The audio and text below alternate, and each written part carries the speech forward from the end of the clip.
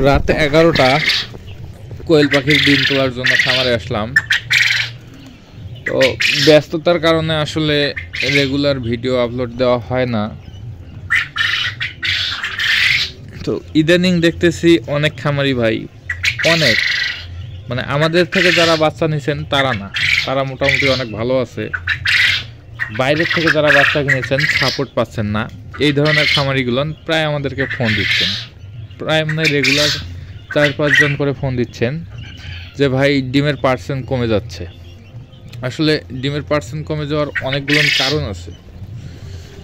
ডিমের পার্সেন্ট কমে যাওয়ার কারণগুলো হচ্ছে, আপনারা ভাই প্রথম যখন ডিম দেওয়া শুরু করে কোয়েল বা এর আগ মুহূর্ত ওয়েটের দিকটা অনেক হিসাব করেন, কিন্তু পাখি ডিম দেওয়া শুরু হয়ে গেলে আর কেউ ওয়েটের বিষয়টা খেয়াল রাখেন না।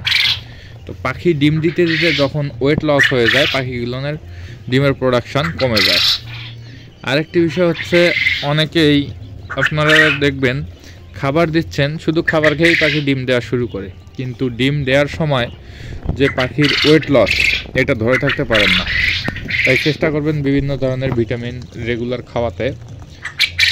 আবার আরেকটি কারণ আছে ডিম কমে যাওয়ার, যেমন বর্তমান সময়ে আবহাওয়ার তারতম্য হচ্ছে, দিনে গরম রাত্রে শীত।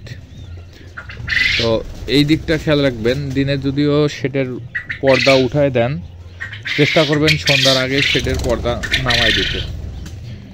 আর নিয়মিত ঠান্ডার ডোজ করাবেন, তাহলে আপনার পাখিগুলো রেগুলার ডিম দেবে এবং পার্সেন্ট স্বাভাবিক পর্যায়ে থাকবে। ধন্যবাদ।